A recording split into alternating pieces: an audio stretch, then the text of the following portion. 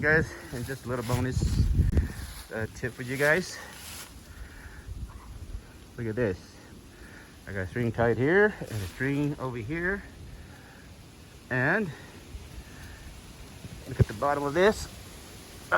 Sealed off completely so no air gets inside, so the tape don't fall off during the coldest time or raining storm.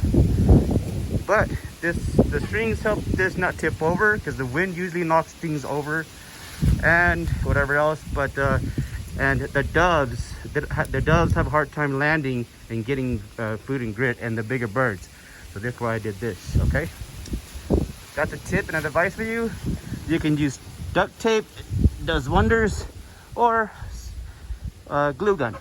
But yeah, you can just glue a bunch of sticks like this, and it'll help solve your little bird feeder problems because the stores don't make them like that. All right, but anyhow, God bless you guys. Help feed the birdies. It's winter time. There's lack of food out there for them in certain areas. So if you care about your wild bird friends, this is what you do. Do what you can to to make their lives a little easier. It's good karma and it's good blessings for you, from the birdies, for nature, for Mother Nature. All right, this is just a balance check to see how well this will hold a bigger bird, like a dove or a good-sized cardinal or woodpecker. Look at that, it's so sturdy. Check this side. All right, look at that, huh? Now these bigger, beautiful birds won't have a hard time, coming to visit us, because we love to watch birds, especially cardinals and all those cool-looking birds. They do come here, and when they find it too hard to get some seeds, they leave. So look at that. This thing weighs probably about 1.5 pounds or so, or maybe 2, or no, yeah, but basically about the same as those birds. So yeah, let's see, put it over the edge. Not bad, huh? Let's see. All right, not bad, not bad. Closer. All right, you guys, if you care about your little birdie friends, that's what you do.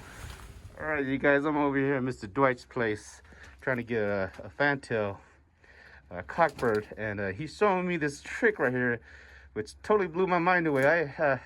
So can you explain, Dwight, what this procedure is? It's supposed to, if it goes around, it's supposed to be a hen. So this is a hen, basically? This is a hen. Oh my gosh, are you serious? Yeah. All right, then how do you, then We'll check the next one. all right, I don't believe this. What the hell, some kind of magic trick? You can take a washer. What is that? What is that? What kind of material is that? It's just a magnet. Oh, okay, it's a magnet. But you can take a washer Uh-huh. and a string and do about the same thing. Okay. Oh man, you old guys got some all kinds of tricks, huh? That's what I like about you old guys, man. You guys know a bunch of stuff that's like what the, that just blows our mind away, That's pretty cool. All right, let's see. So if it just stays still, then it's a cockbird, right? It's supposed to be a cockbird.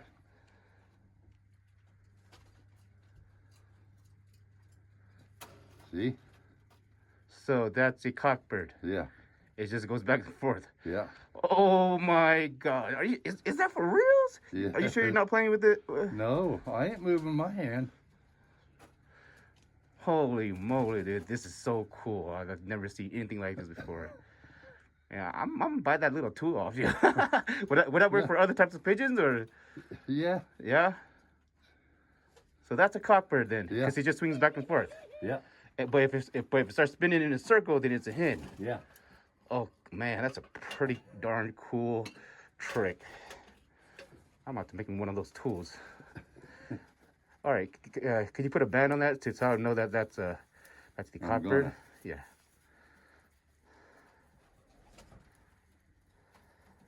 And you might have some more of these. I don't know. But I have some at home, but yeah, just put one on there for now, so I Yeah. would know that when I get home, I'll know that that's Yeah. the cockbird. Yeah, But yeah, Mr. Dwight is gifting me these birds because I love white fantails. I'm gonna build me a little pigeon coop full of white fantails. And he's also giving me a pair of doves, right? Yeah. Awesome. So I really think you should take that one right there. Okay, yeah, that's a nice one. Yeah. All right. He's right in front of me. Well, they know there's a stranger in here. So they're a little. Yeah. You guys are going to your new home. I love their sounds. When they start cooing like that in the morning. Yeah, I used to raise doves, because I couldn't have pigeons, so I raised doves inside my apartment when we were living in apartments and stuff. So I had a pair of doves back then. And me and my mom would always, feed and water every morning, just to listen to them coo. So that's a hen, because it's spinning round and round in circles. Wow. Man, dude, this is some different kind of pipes I've never seen before. Wow. That is just awesome. So, Wow. Yeah, let's put them in this box right here. Yep. That's the hen. All right. Yeah, I don't mind that one. That was pretty nice. Yeah. Whatever one you want to give me, though.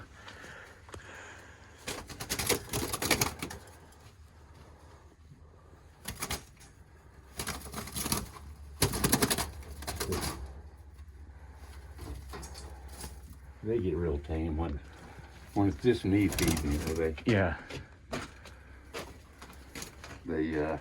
they They don't flop around like yeah. that. They get real docile. Yeah, my dad, he used to have a dove that he raised in his apartment. Yeah. Yeah, and that thing walks all over you like a parrot. Oh, so, yeah. Yeah.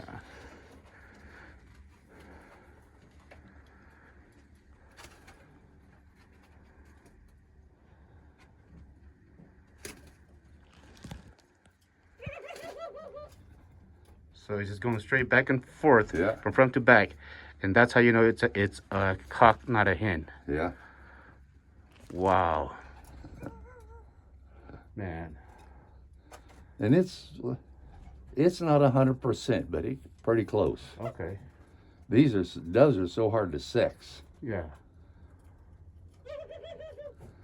Okay, cool. All right. Got a There's pair. a nice pair. Yeah. All right. I'll have The other one's got a band on it. Uh-huh. That's the hen. Uh-huh. And this one shows as a cock. It doesn't have a band on it. Okay. But you could slip a plastic band on if you have one. Okay. There you go. All right. Thank you, Dwight. Sure. All right. I appreciate any gift from you. I'll take, because you're a legend. So, and I appreciate I don't know it. about that. Well, with all those trophies and plaques you earned throughout all your days, yeah, that counts. Yeah. All right. Thank you, Dwight. Yeah. You're welcome. All right, guys. This is a few hours after visiting Mr. Dwight. These are, in this hobby, sometimes, when people gift you things, it's good to accept. And this is like a blessing. Because I wanted a pair of doves, but I couldn't afford $40 a piece back then. And I didn't have no cages or nothing like that. So Mr. Dwight found it in his heart to give me a pair of doves. And I'm thankful for that. I'll be breeding these and having a few of these just to look at. These are beautiful doves, and since they're a gift from Mr. Dwight, I'm just going to keep them around for as long as possible for all the days. I will be keeping these doves all of their days here with me. Maybe 15 plus years. These two exact pair. And then here are the fantails. Yeah, we dipped both the doves and the fantails in flea bath, okay? This one's a little bit shy. This one's always a little shy, but yeah, we doused them pretty good in flea bath and they're molting like crazy. See? So, and I put them right here, right in front of the garage for some sunshine, so they can stay out of the cold air and elements outside and dry up. And I'm gonna quarantine them here for like a day or two. I'm gonna make some medicine water for them to drink, as well as the doves. And then, yeah, I'm gonna feed them and watch them for like a few days, or maybe 2 days, maybe 3 days. It's usually just 3 days, and the droppings will turn out really nice after some medication water. And then they should be ready to go outside and join the others. Or I'm gonna keep them here for 3 days to 5 days possibly. But yeah, these cages, they come really handy for the garage to you know, to quarantine birds and stuff like that, and to breed birds. And I'm really thankful for this. So thank you, John Deandra, for these cages. Thank you.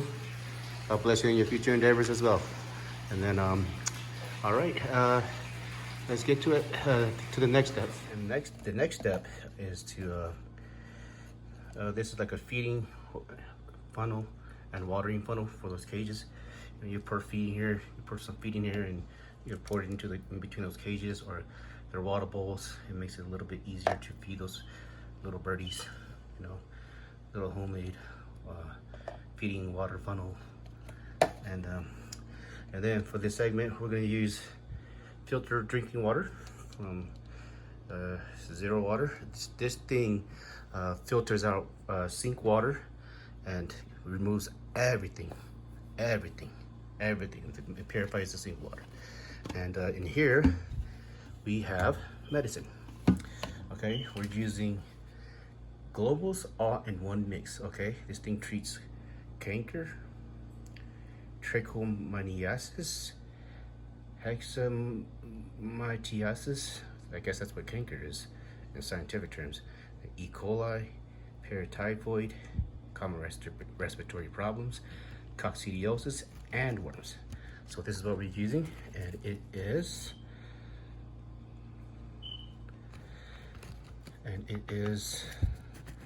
1 teaspoon to a gallon of drinking water for 5 consecutive days. Okay. All right, and the reason why you don't want to shoot racing pigeons is because if you look at here, it says do not combine with all these other medicines.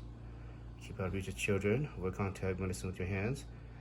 In case of down so water, it says right here, it says 100 grams of veterinary contains 100 grams of veterinary medicine for sporting birds. Okay. Not allowed for consumption birds. You hear that? Not allowed for consumption birds. So it's not safe to eat for birds it's not meant for birds who are to eat. And I normally treat my pigeons on a Sunday, the day after the race. I treat for 1 or 2 days sometimes if I feel like the birds are sick. And just in case to prevent, as a preventative measure against any illnesses they might have contracted in the baskets with the other birds. And therefore, so if you shoot any of my birds or any of my homing pigeons, you know, and you eat them, you know, it's not my fault, okay, what might happen to a person's body after that. But racing pigeons aren't meant for food, especially during the racing days. So you shouldn't shoot them, okay? But anyhow, all right, let's fill this 1 gallon water jug up. Purified water helps to not dilute the medicine, because the regular sink water has chlorine and fluoride or something like that, and that eliminates some stuff. So you want to just use purified water whenever you can. Okay, so we got one of these a long time ago, and this is what we've been using, and it works. Or this is what I'm just barely using this. I've always used regular tap water and stuff like that, but for now on, this is what we'll be using. We drink this water, and we also use this water for our pigeons when it comes to medication days. Regular watering days, we just let them drink out of the faucet water. But besides that, yeah, this is what we will do from now on.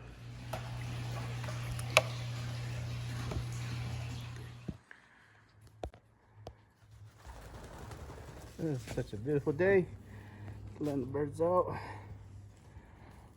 And I didn't see, but there's this guy right here just hanging out. Isn't it nice to see nature sometimes? I don't think he's hungry. So I let the birds out for a long time already. I didn't see this guy until just now, so yeah. Cool, weird looking dude. It's good to see nature. Oh. But yeah, the birds took off. I don't know where my birds went, but they took off. Yeah, they're somewhere. And these guys are hanging out. You see, oh yeah, there they are. Oh, they're flying. There they are.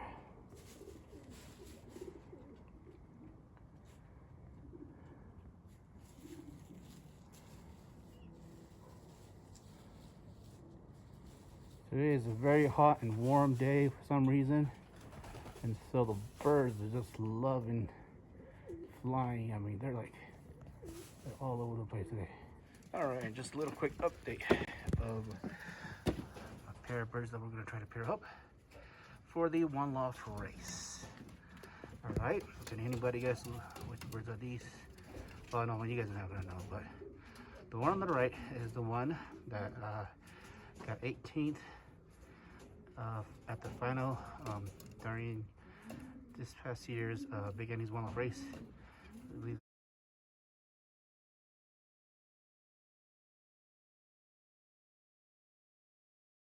like a total of $4,000 basically. And this is a cockbird from Mr. Art. I believe this is a limbo stickabout or something like that. But yeah, this bird won first place or something like that at 250 miles for Mr. Art. And so therefore I figured let's just see what these birds can do for us.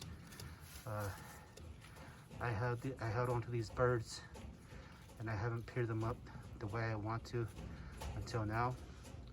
That's just the way I do things. I only breed really good birds when I feel like I need to. Besides that, I just let them breed wherever. And then down here,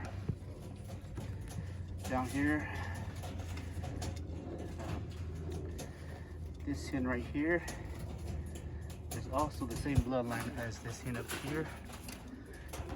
And she didn't do so well at the Big Annie's one off race, but she was right there in the top 2010, top 20 percentile in most of the racing events. She was like the very last bird that came home at the 500 miles at the Big Annie's one off race for some reason. But yeah, I'm trying to pair her up with this guy right here. This guy right here has all my 3 years of basically selective breeding, and I was just I missed out on banding this baby because he grew really fast. But his history, his pedigree history is all champion bloodlines. Jansen's, Hopkins, Van Loon, Koopman, David Clausing, Hubens, and Gabby Van Dinnebilly's. Yeah, he's got Gabby Van Dinnebilly's, half Gabby Van Dinnebilly's on both ends of the father of this one and the mother of this one. The father of this one is Van Loon, Koopman, Jansen's, Hopkins, and Clausing, Huben. And the mother side of this is Gabby Van Dinnebilly's and Clausing, Hubens. So yeah, that's what 3 years selective breeding and trying to create your own little special type of bird looks like. I missed out on banding this bird, but I bred it for stock keep, and just so I can have future use of him if I needed. I have 2 birds of these, only 2 or 3 cockbirds of this bloodline, same exact bloodline. Just three. I never got a hen out of this bloodline, but of that cross mix. And then I'm gonna try them out with this Gabby Van Dinnebill, Van Loon, Koopman, Jansen's, and an Alaskan bloodline that I don't know about, but just flies really, really darn good, really, really well. And yeah, that's what some of these bloodlines have crossed into them. Unknown bloodline from Alaska that flies really, really well, and has scored really well at the Hoosier in 2017. Not like super top, but very competitive, and got third average breed at the Minnesota Flying Aces one-off race when I crossed them out with the Gabby Van Dina Beetles. And these are the offsprings and bloodlines from those after all these years. But yeah, this is something new though. This is a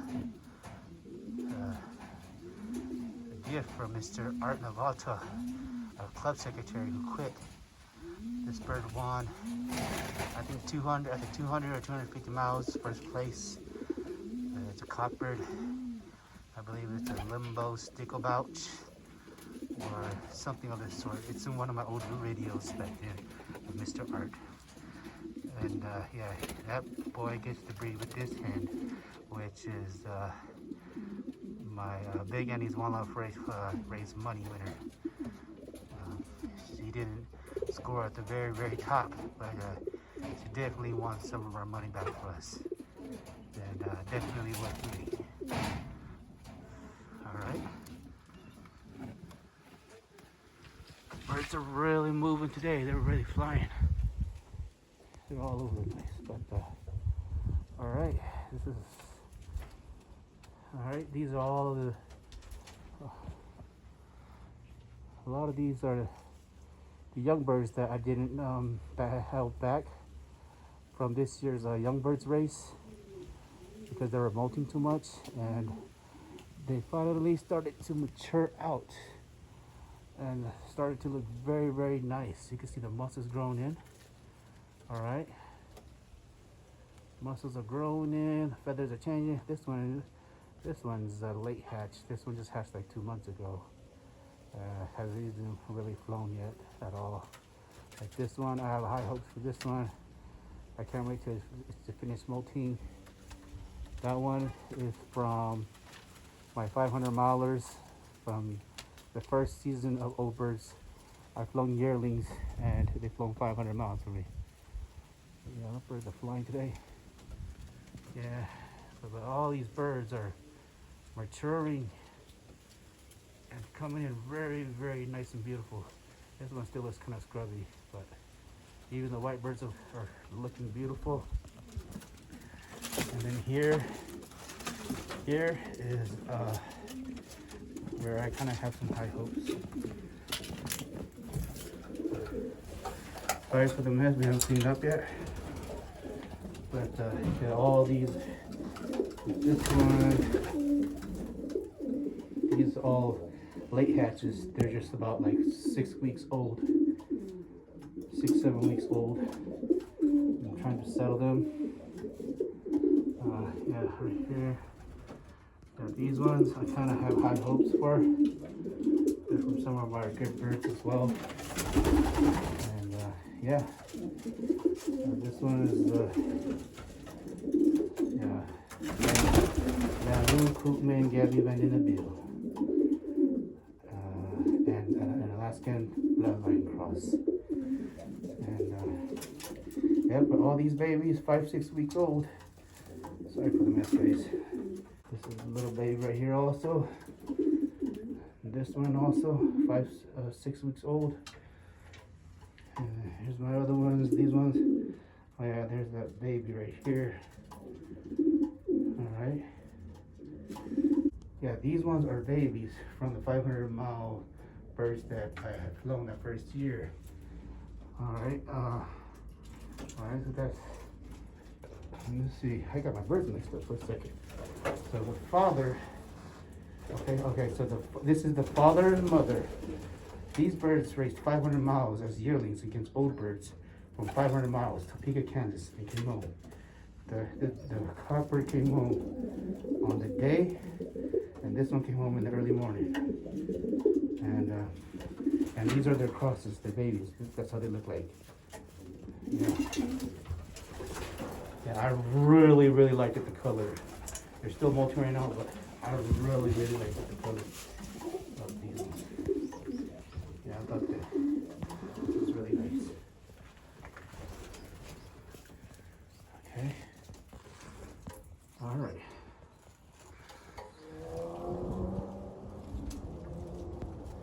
Alrighty, you guys. I'm feeling much better now. My voice is slowly coming back. And yeah, today I'm you know, just relaxing early morning, just like this. You know, I got my mask to protect me from all the pigeon dust or any dust at all or whatever else. Got my oxygen tube on. But anyhow, and then you know, I just wanted to, I don't know why, but I just felt like talking about shoes. What kind of shoes I wear to the pigeon loft. In my videos, you guys see that I wear these shoes. And you know, yeah, these shoes, they've been bitten by the dogs and whatever else. But they're my favorite shoes to wear to the outside and to the pigeon loft. What they are is soccer cleats or baseball cleats. I bought these way back then from the Goodwill store to play soccer with, but to go into the loft, these shoes make less mess, as you can see. Okay, so that's why you see me wear these. No, they're not tennis shoes, they're not basketball shoes. They're just old and used soccer cleats. You can see there, it does collect a little bit of poop here and there, but it's not as bad as if you wore a sandal or a regular shoe in the loft. This helps reduce the mess that you bring out of the loft when you don't have time to clean up. This is why I wear this. When I come out, I just shake my feet right here on the stones and whatever else. And yeah, so Under Armour baseball cleats. That's what I like. That's just something. And the dogs bit the shoe and everything, but I'm just saying, you know, I don't know why. I just thought that would be funny to make something totally different. But yeah, tuck my pants in here. All right, and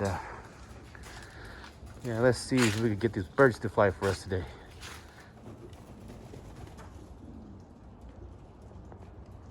All right, these young birds are starting to take to the roof.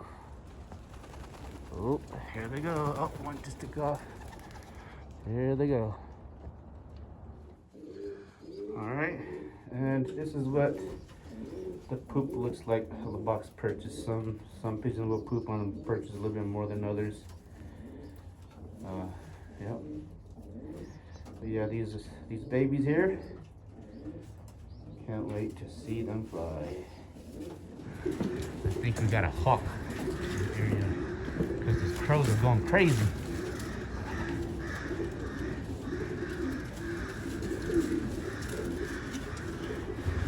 Yeah, the crows are going crazy.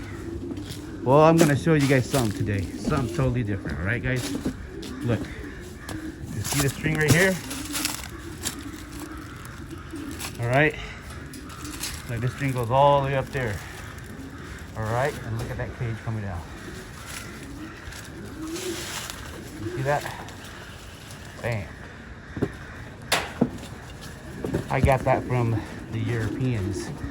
From the old days where they used to trap and keep. So I don't do this for trap and keeping. I just do this for easy trap training. And just to close the loft off so no hawks get inside that doorway. I don't trap and keep anybody's birds. I don't like keeping what's not mine. So you guys don't have to worry about that part. This is just for my own use. Yeah,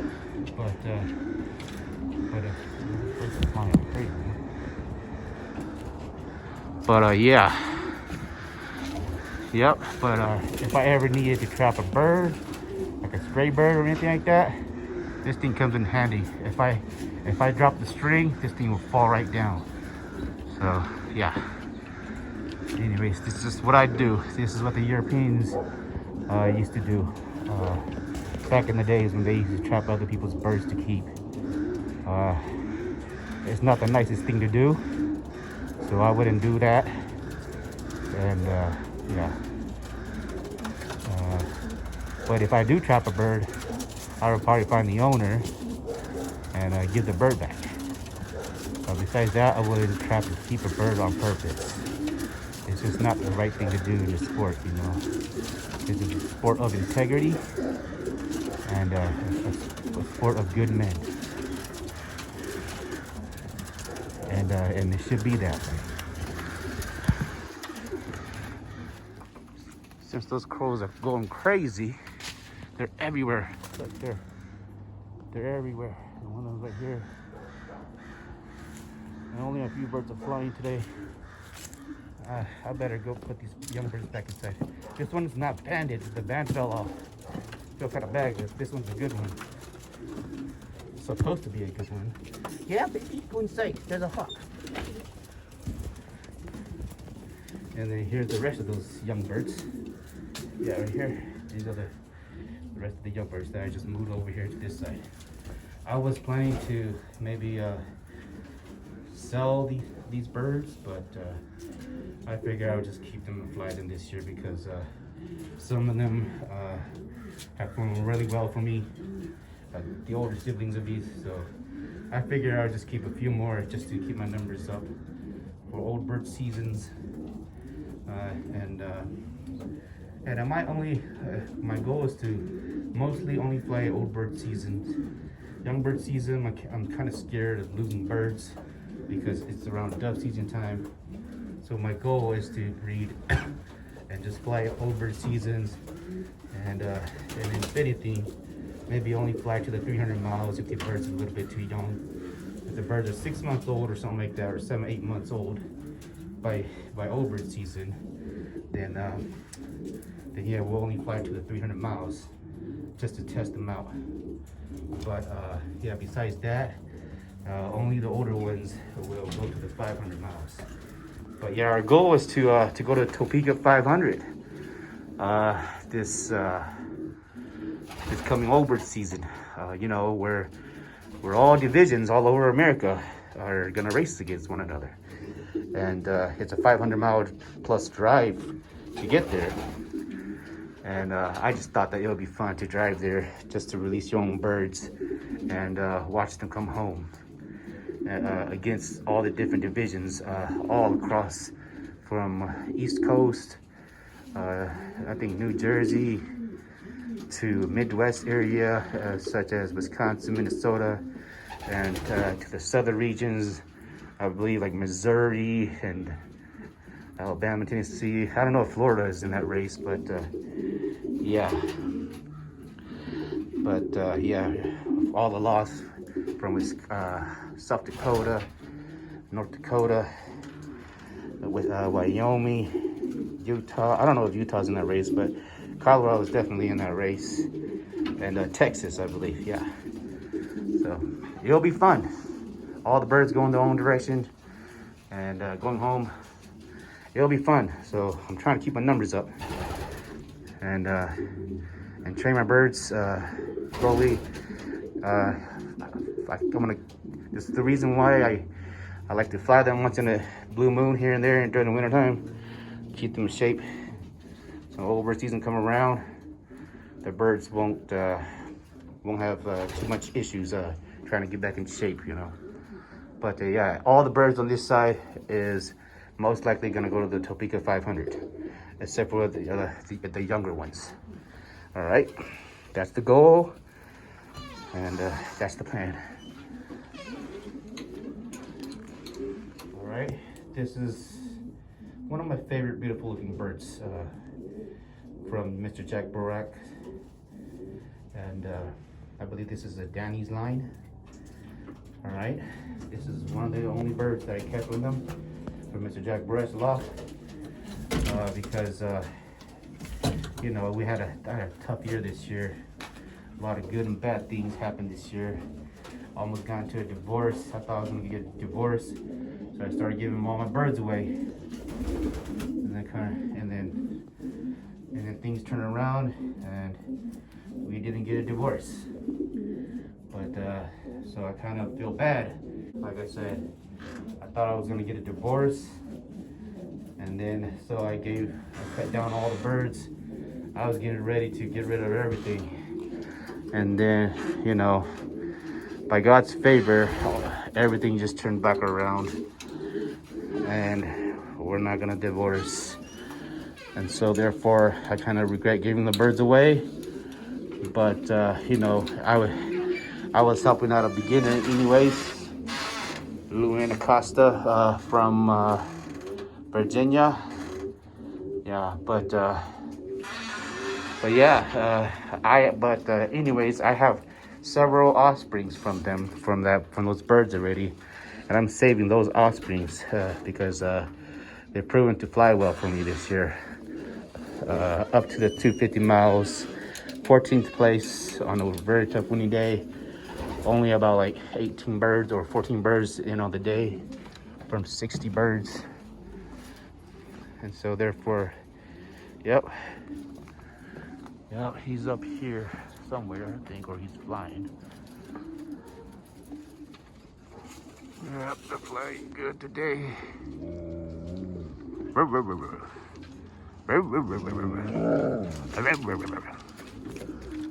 Speaking dog language today. All right, I think there was a hawk attack because I had 6 birds in the air, and I saw one just flying by himself all the way out there. And now there's 5 birds back flying around here. But they're flying like crazy today, which is a good thing. I had to close this off because there was a hawk in the area. Yeah, this bird's back though. They're flying really well today.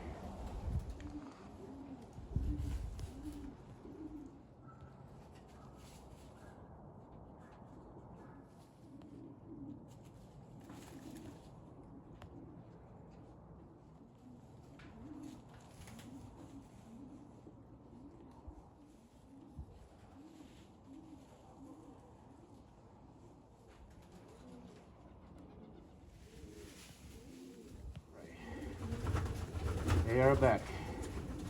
These are actually the young birds.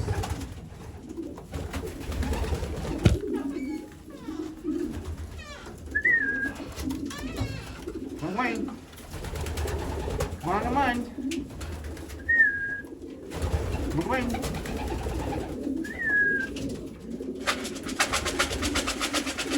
Move on.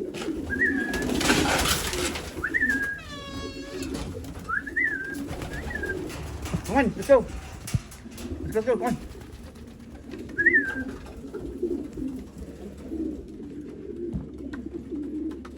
All right. Yeah, so that's the blue check from Borat's Loft that we bred from Borat's birds.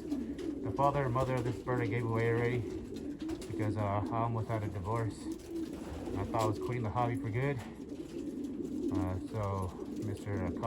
Luan Acosta from Virginia and his buddy, they got some really good birds because they're from Jack Barracks and Danny's line got my good birds. But yeah, I believe I got 3 or 4 left of this bloodline in my loft. And yep. So I'm still good. I'm not worried. But yeah. But I did keep the dark check white flight, the best bird, I believe, from the flock of birds that I bought from them. So you see this, guys? When I can't get them to go inside, this is what I do. I just, you see this string, all right? Drop this, boom, just like that.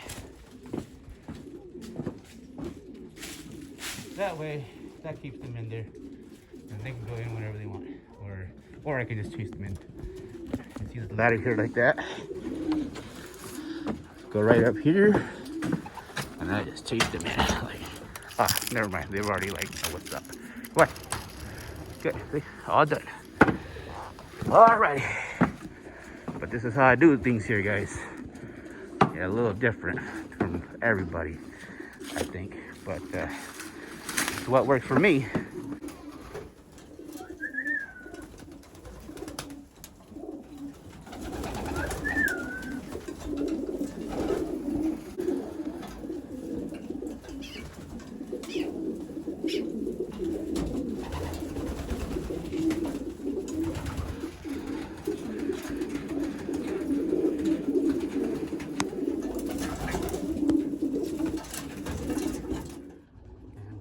Just a quick video of what I feed my birds.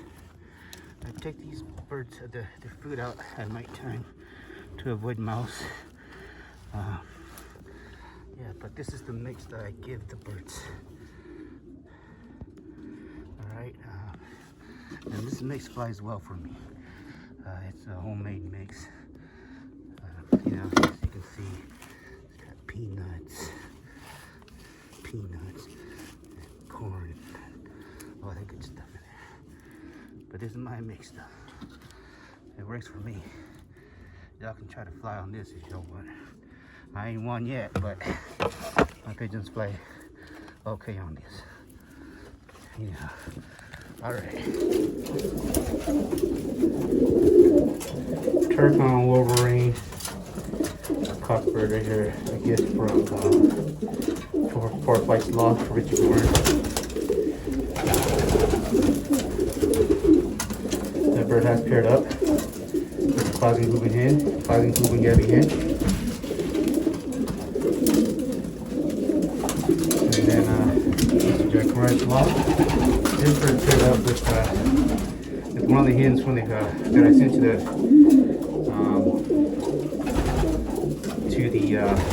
Pigeons one-off race. That hen didn't score any money, but the like direct cousins and relatives of that hen did, which was those hens that I showed you guys earlier. She's a Gabby cross. This hen. This hen is a Gabby cross Alaskan bloodline bandit. It's a bird named Bandit. A gift bird, and a gift bird that was given to us when we moved. But yeah, they paired up and they hatched some babies, and then we got Turcon Wolverine with Clousing Hooping Gabby here. They look like they're about to lay eggs as well. A little bit early. I moved this in. This is a Gabby hen, Gabby cross Alaska hen, also Gabby cross Alaska bloodline hen. And here's the babies. What they probably look like. I'll be ready to band them in a few days. These nestfuls are coming in really nicely. They're working very nicely. As you guys can see, babies are nice, fat, and healthy. Please don't steal my babies. These are very important. All right, so I just want to acknowledge and give credit to Mr. Jack Barak because his birds flown very well for us. Okay, this year, the birds that we got from Mr. Jack Barak Loft crossed Danny's line of birds. Okay, yeah, they flown very well for us. They beat out a lot of birds, as well as Mr. Dwight's silver bird right here from Mr. Dwight Baker's. All right, this silver one that came home several times, on several occasions from Mr. Dwight Baker's Loft. You can check out his videos. You know, the parents of this bird are about for $50 each. Husky Ramrios, Cross Jansons, and Silver Jansons. And they didn't fail to come home. And they almost won on a few occasions, I think. And then, yeah. And then that blue check I just told you about. You know, God bless you guys. You guys are great men of the pigeon sport. All right. So there you have it, guys. Danny's birds and Mr. Dwight Baker's birds beat out all my birds this year. All right. And just a quick video. This is Bandit from Alaska. This is a free gift for us.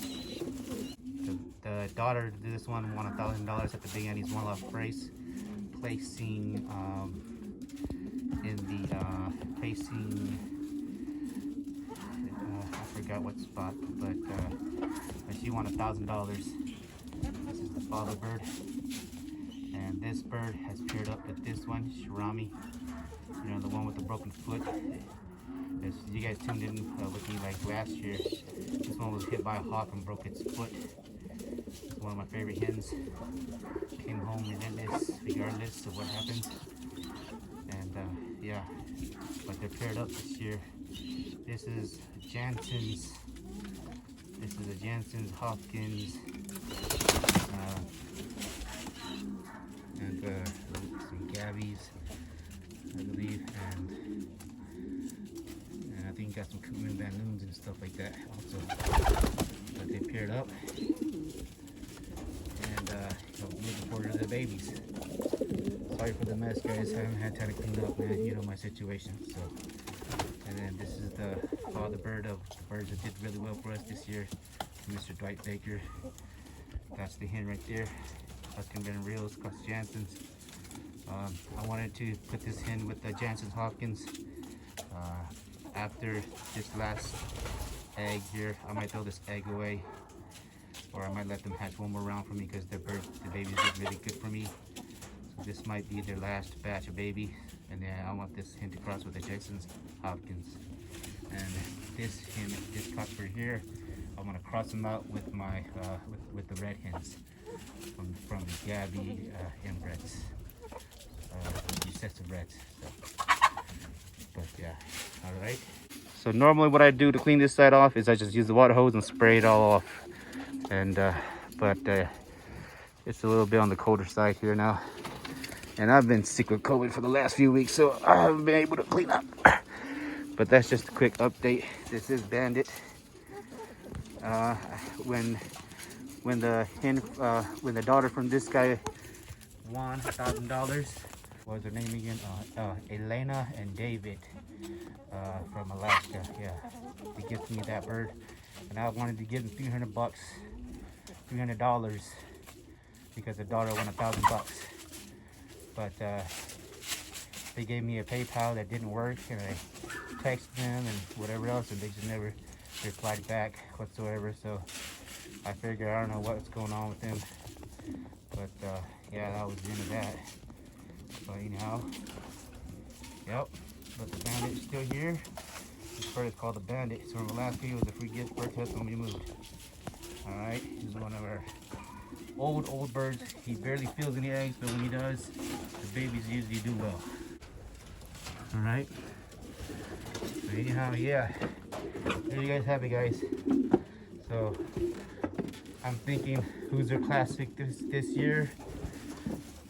I might only send to one loft race, maybe 2, maybe 3. You know, I don't have a whole lot of money to pay for all the entries. You know what I'm saying?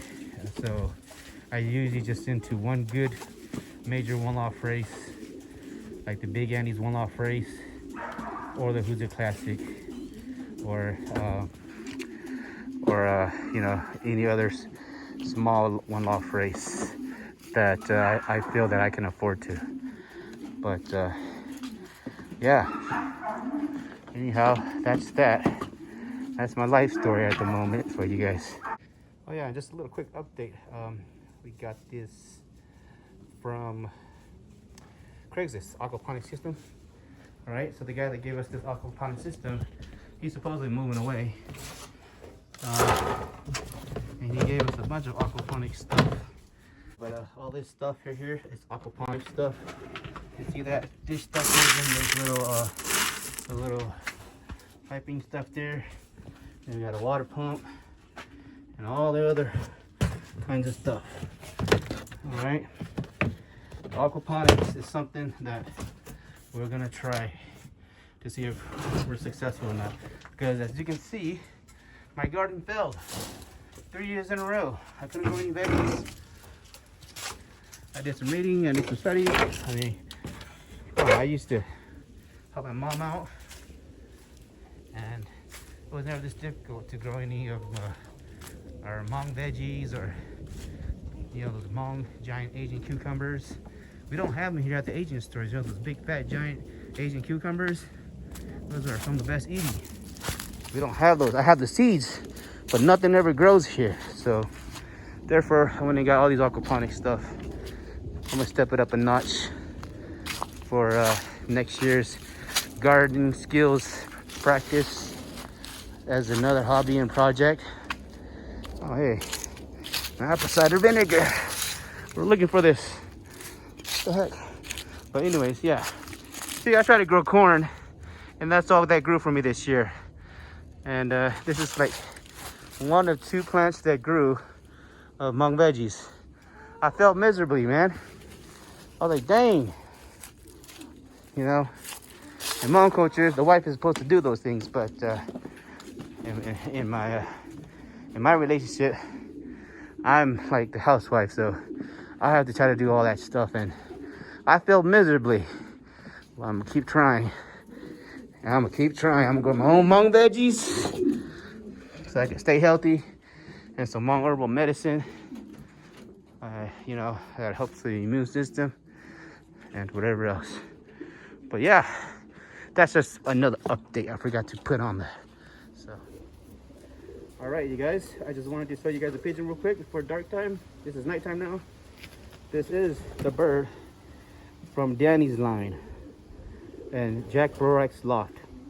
Okay, this is the bird that flown very well for us. There's 2 birds that flown very well for us this year. It was this blue check right here. All right, and I like how his feathers are very nice. Look at tits flaking in, and I don't know anything about that, like well balanced body stuff. His tail looks kind of crooked and waves side to side or whatever, but yep, I don't think that matters much sometimes. It just depends on how they know how to ride the wind, or if they know how to fly the course right. But anyways, yeah, this is the bird. All right, molting his neck feathers out late, but yep, this is a Danny's line bird from Jack Borak's Loft, one of our good flyers. This is a Danny's line of bird. This bird came home, all the other birds got lost. So just want to say, thanks to Mr. Jack Borak. I gave the parents of this bird away to Acosta Luin because he's a beginner from Virginia, a Cuban guy, and so that he can donate money to go help some people in need. So there you go, Acosta Luin. You got some good birds. Gave you some good birds. Take care of those birds, because this is what they bred. Champion or very competitive birds. This one got 4th place. This is the bird that got 14th place and whatever else at the 250 miles, when only like about a dozen birds came home on the day. So, yep. All right, and then this is a silver Jansen cross Husky Van Reels. This is one of our good birds. We bred from Mr. Dwight, the birds that we got from Mr. Dwight for $50. Husky Van Reels and Jansen. This bird came home first to our loft on several occasions. First, second, or third to our loft on several occasions. Very competitive.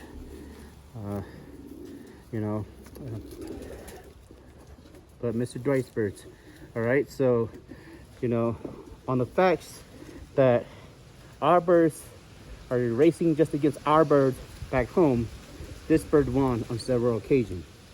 Okay, bred from Mr. Dwight, and as well as the blue check that I just showed you from Mr. Jack Borak's Loft of Danny's line of birds. Okay, so those 2 old guys birds beat out a lot of my birds, my homebred birds. So those little guys got good birds, and their line of birds are pretty good. when it comes to just our birds, racing our birds back home. I just wanted to give them credit for that. So you guys are champion guys, and I'm glad to have some of your birds at my loft flying on my team. Thank you. Yep. Anyhow, I think I'm gonna end the video here. I'm getting kind of tired. My oxygen tank might be running out soon, so I'll see you on the next one. Subscribe and you know, hit that bell, that notification bell, if you don't want to miss out on any good videos, because you just never know when I might pop a good video.